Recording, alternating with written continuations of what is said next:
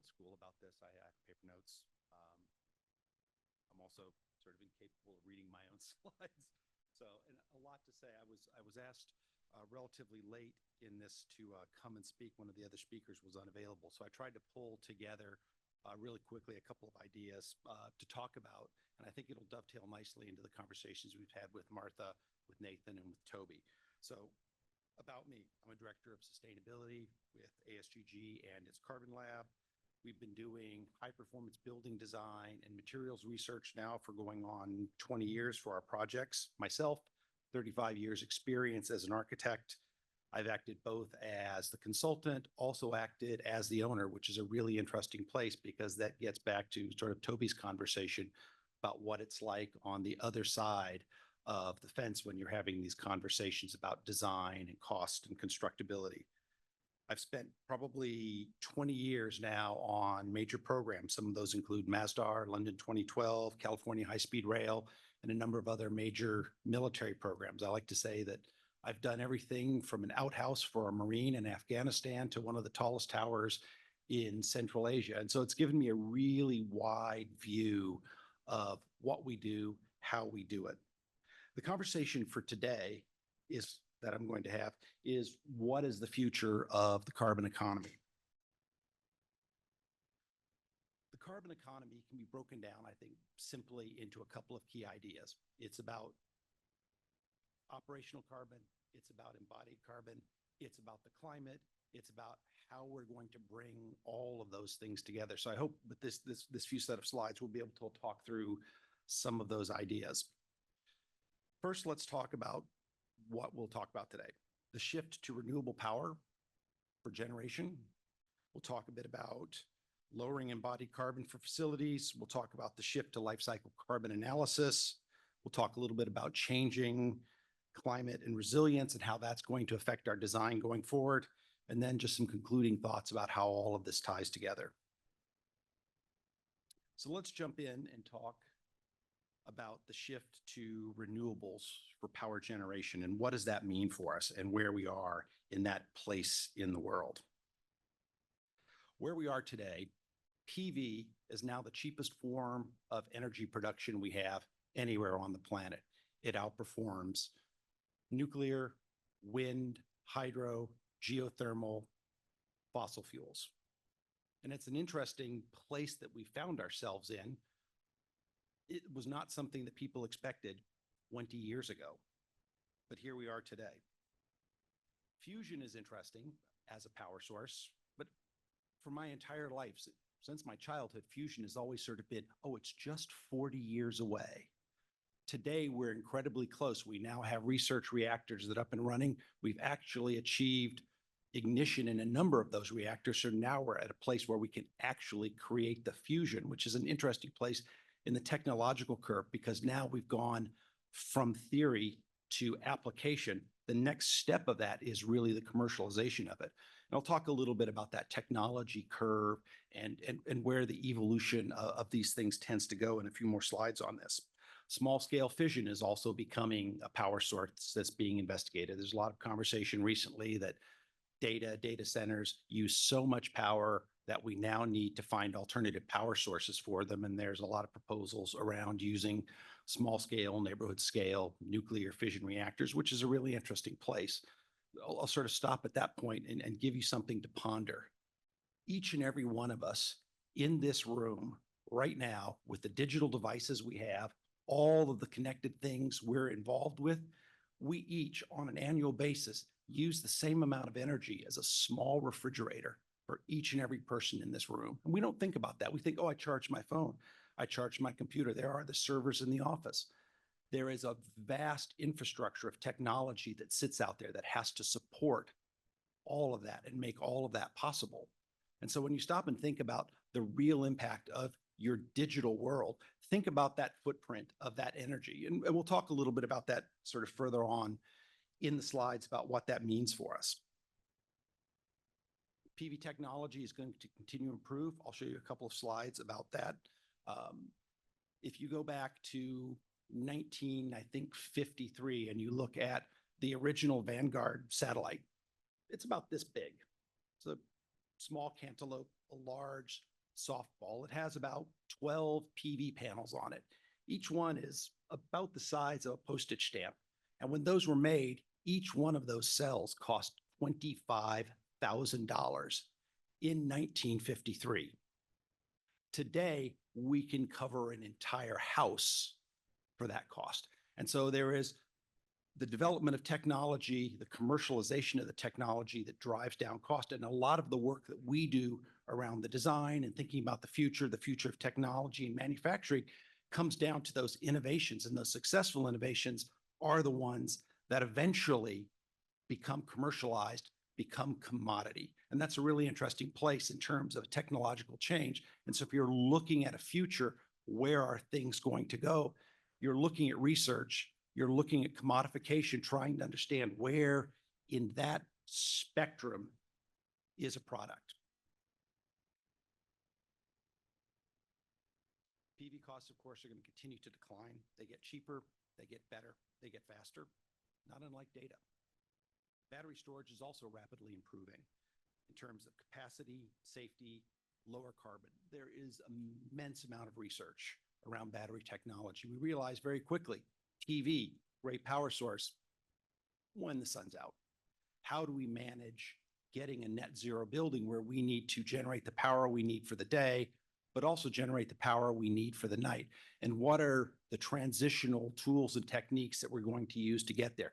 Microgrids are a perfect example of that. We're now in a place, if you look back 30 years ago, we had centralized grids, centralized distribution, massive power plants located in a few locations, relatively speaking, to a sort of democratic distributed grid that we have today, where you have power on your house. So not only are you a power consumer, you're now a power generator. And that's a really interesting place. What does that transition mean for us? Last is grid constraints. One of the biggest challenges that we have in the United States around power is we can produce vast amounts of power, just not in the places we need it. And so one of the big challenges here is to figure out how to update and modify our grid in order to be able to distribute that power. The biggest single constraint we have, ironically enough, in power generation, it's the line. You look out at those high tension powers and you see the catenary of that line hanging there. Its single constraint is temperature, it's heat. That line can only sag so far. So we have a line that could carry 100 megawatts of power, but because of heat and the constraints of its construction, it's maybe throttled to 20 megawatts of power. New technologies around cable design using graphite, graphene, other innovative technologies mean we have the potential to rewire the country on a national grid level and take remote wind power from places like Wyoming and deliver that to New York City, to take PV power on the East Coast to support the West Coast, PV power from the West Coast to support the East Coast. So it's a really fundamental change in terms of how we think about the economy of power nationally in the country. So this slide here gives you an example of what cost has done. And this is just for 2010 to 2020. And we look at residential power, rooftop, simple commercial scale utilities to complex commercial scale. And just in that 10 years, you can see a radical reduction in the cost. And all of that is not new technology, it's largely commodification. And the other part of that, it's the innovation in the manufacturing of the product that drives that reduction of cost. And that's why today PV is our sort of lowest energy cost source that we have. This is a global map, and it's looking at what our carbon has been like in energy production. This is from 2008 to 2017. Actually, the United States, we're not doing too bad. We've had a reduction in the amount of carbon per kilowatt of power that we're generating. And this is continuing on a trend. The other interesting thing to show you is to look at the block for China, look at the block for the United States. China is actually doing fairly well, but look at the amount of power that the country produces. And so it's only a few countries that use and produce the bulk of the power. And so in terms of where do you focus your attention? Denmark does amazing. but the state of California is larger than the entire country of Denmark. So it's important when we have these conversations about carbon improvement. Who's better? Well, I mean, I'm better than you. No, I'm better than you. We really have to look at the economies of scale. We have to look at the size of the markets that are being served.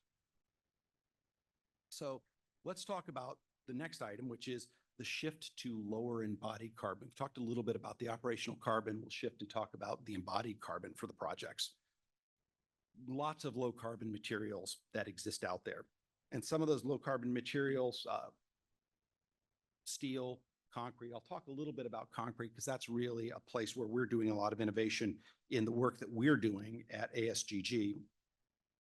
There are also other materials that are currently being developed. The lower embodied carbon materials, the intent obviously is we need to bring the embodied carbon down. It's not enough just to solve our operational carbon problem. If we're going to address the climate challenges we have to look at the products we're using in the buildings. We have to find a way in the construction and more specifically in the manufacturing of those products to drive the carbon down there. Nathan's work is a really interesting example of that, the direct to digital manufacturing strategies, where if you were to take the work that they were doing, say 20 years ago, and all of the jigs that it would take to make some of those forms, think about the carbon, the embodied carbon in all of those that's essentially thrown away at the end of the project. And so it's a really interesting and really challenging place that we're in right now as new technologies develop around developing the low carbon materials.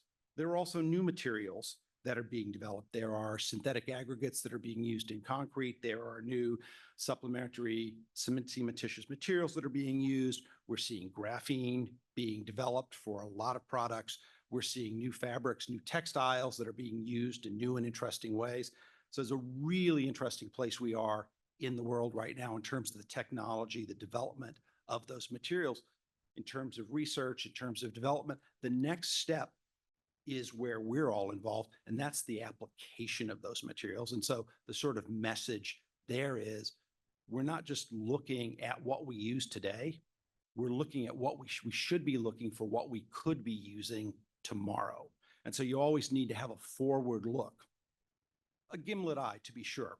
Not all materials are going to be successful. Some have wild claims, wild promises, but on the whole, it's the future of materials. And that's really different from a world. I started drawing in 1989 in my first architecture firm. We hand drew. There's no innovation. We've used a pencil by that point for 150 years. Within 2 years of starting to work, my entire process was shifted to digital and a computer. I do still have that pencil, ironically enough. I seem to carry it with me. I can't ever seem to quite get rid of it. Change. Other new materials, there are biomaterials that are being done. There's a whole host of biomaterials. There's cross-laminated timber, straw, bamboo, algae, mushrooms, biologics. Shells are now being used not just as material, but also in some of the work that Toby is doing in terms of the investigation of shell and form. You saw the examples that he had up of the natural forms and the inherent efficiency that exist within those systems. Biochar is being investigated. That's waste material from the burning of organic material that otherwise would be thrown away. There are coconut husks, there's ram dirt, a wide variety of materials that are now suddenly available for us. Next is low carbon construction. A lot is happening in the world around low carbon construction. Some of the work that Nathan talked about is effectively low carbon construction in terms of having a more efficient, a leaner manufacturing process. On the work I did on California High-Speed Rail, one of the innovative things we had in our contracts for that project, for the new projects, all of the construction vehicles on site need to be electric. Interestingly enough, in analysis of our first 3 major construction projects, which were for about 120 miles or so of enabling works just to be able to come in and build the track, what was the single largest use of fuel for us? It's dudes driving around in pickup trucks. It's not a crane, it's not a tractor, it's people in a pickup truck. That's a quick win. You'll now drive an electric truck. You'll now drive an electric car. The interesting challenges around that were, how do we incentivize the industry to begin to use those vehicles? So the state came up with some really interesting mechanisms where the state said, We'll buy the equipment if you remove a piece of equipment from the market.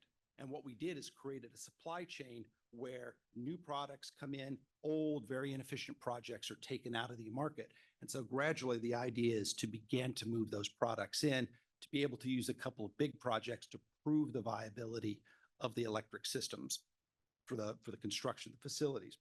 Robotic construction is happening, rapid prototype is happening, 3D printing is happening, direct to digital fabrication. Nathan talked a little bit about that. Obviously, digital twins. Martha talked just a little bit about that.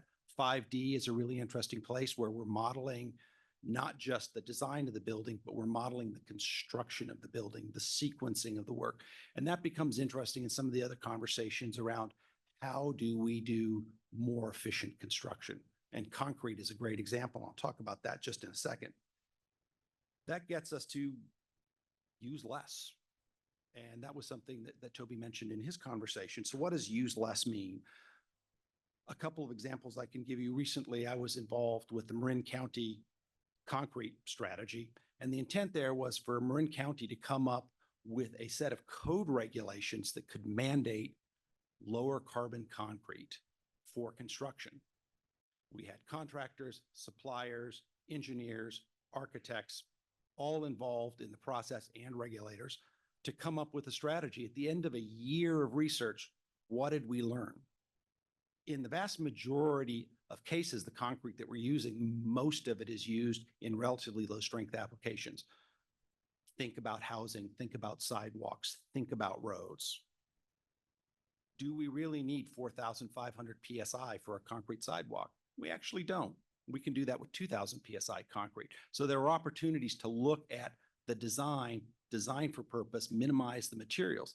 The other thing that we saw in that was, well, if we test at 28 days, we get a strength. But if we wait till 54 days to test, we get a much higher strength. And the importance of that was, let's wait and test until we get to a higher strength. Now, for the work that AS+GG does, for the work that we do with Thornton Tomasetti, that's not always true when you're doing high-rise construction. And this is the example I think that Toby was trying to make is you're governed by the construction schedule, you're governed by the contractor, but that doesn't mean we can't find ways to innovate even in that space. A couple of examples I'll give. This is some work that Carbon Lab did. It's a research project we did with Ozinga, a national ready-mix concrete supplier, and we worked with them over a year to develop a zero carbon concrete. It's a relatively standard strength, 4,000 PSI at 56 days, 3,000 PSIs at 28 days. And that's the point. If you wait, you oftentimes get much higher strengths. You can achieve your design strength just simply by waiting before you test. The next thing to talk about is the shift to a life cycle economy, because that I think is really important in the discussion around carbon. The big challenge always is that we have the operational carbon, we have the embodied carbon. We treat them as two separate buckets, and they both have unique financial constraints associated with them. And this is really the CapEx, OpEx dilemma. We use one piece of money to pay for the construction. We use another piece of money to operate the building. Key to all of that conversation in terms of the business case of buildings is to understand the service life of the building. So in the example that I have up on the screen here, this particular project, without saying who it is and where it is, we were looking at a 100-year service life of the facility. And so what we wanted to know was, could we offset the embodied carbon of the project over 100 years of the service life of the building? Turns out we can do it with only 17% additional PV production. And that's a really interesting place because there's this fear that I'll never be able to tackle embodied carbon. Actually, it's relatively simple. It's relatively straightforward. There are a lot of other carbon offset strategies that involve setting aside forests, replanting new forest, and a number of other schemes. A good number of those are currently, frankly, they're questionable. We're finding Germany just recently canceled its natural carbon offset program because they discovered that people were routinely double counting. So I'm going to say, here's a carbon offset for your project, and then I'm going to sell that same carbon offset a year later to somebody else. We're going back in, we're analyzing some of the projects. We're seeing some projects where people are in Australia, they're attempting to build forests where there were never forests. And unsurprisingly, that just doesn't work. So for our perspective, we're really interested in an active process of removing the carbon, the embodied carbon out, essentially by producing excess power. After all, we are still in an economy today where the bulk of our fuel consumption globally is for energy production. And so for the immediate future, we need to be focusing on getting that carbon out of the atmosphere. One of the best ways to do it is to produce renewable power. So how can finance help with this? That's the really interesting question. When you think about adding PV to a project, that is an additional cost that you need to add on, but its benefit is entirely in the OpEx. The PV doesn't hold up your building. The PV doesn't create, it's not the front door. PV is energy production. And so there needs to be an expanded conversation about how to fund those mechanisms to get additional funding into the projects where we can look at the offset of that energy consumption for the project. I don't have any answers for that. One of the things that we did on California High-Speed Rail was to look at doing embodied carbon maximums for the project. So we would set a carbon limit for the entire project. Took a lot of work to do the analysis to come up with a number. The big idea was that a contractor is incentivized for his embodied carbon. If he goes over, for every ton he goes over, he's penalized $250. For every ton of carbon he goes under, he benefits with $50. And so the whole point was to create a mechanism to incentivize the contractor. Because if there's no, as Toby talked about, if there's no cost incentive for the contractor, they're just not going to do it. We'll talk just a little bit about climate change and resilience and why that is important in terms of this larger conversation. How is the conversation around climate is, well, how is it measured? What is it? What are the risks? And what can you do about it? Fundamentally, carbon in the climate is measured with representative concentration pathways. It's how much carbon is in the atmosphere, anthropogenic carbon, the carbon that we produce. And that carbon, the more of it that's in the atmosphere, the more heat that it traps, and we can assign a value to that heat. So what does that mean for us? Well, I'll give you an example here. This is Chicago. This is an RCP 8.5 model. RCP 8.5 says, you know what? We're not really doing a lot. We're going to continue to put carbon out in the atmosphere at the same rates that we always have. What does that mean for Chicago? Oh, the winter is going to be fantastic. The summer is going to suck. We're looking at a place like Chicago going from about 85 degrees on average in the summer to 100 degrees on average in the summer. My work in California on California High-Speed Rail, we were looking at rail stations where we would regularly be looking at 125 degrees for upwards of 30 days at a time, day and night. So it's important, and it's important that we get ahead of this and we get on top of it quickly, because that's the scenario that we're looking at. Important about this slide here, this comes from WeatherShift. WeatherShift is a product made by Arup, and basically what it allows you to do is to take an existing climate model, an EPW file, and predict what your climate is going to be in the future. So you can use tools like this to analyze what your future climate will be and to design to that future climate. So I'll wrap up with just some concluding thoughts. I could talk forever about the details of all of those things. Biggest thing is we have to do all of the things. We're never going to fix this with only one solution or another solution. We need a wide range of strategies. The second thing is bias towards action. When you have a choice, do something. If we don't do something, obviously, we're never going to advance the reduction of carbon in the projects. Martha's talked a lot about this. Embrace new technology. This is the world we're in. The new world is always be learning. AI is coming for you. Martha had a great presentation around that. AI allows us, while it is carbon intensive from the purpose of I have to do an analysis, it uses perhaps 10 times the power of a conventional search. What it does do is replace work that you would have done with hours of time, hours of the lights on in the building, hours of your PV. So AI can help us and actually make our work more efficient, both in terms of the delivery of the work, but also in terms of the carbon footprint of that, your refrigerator, if you will. And I guess the last thing I'll leave you with is may you all live in interesting times. We're in such an amazing place with transformation in terms of digital technologies. We're also in a place where we're looking at this impending challenge around climate and how do we bring the two of those things together to solve the problems.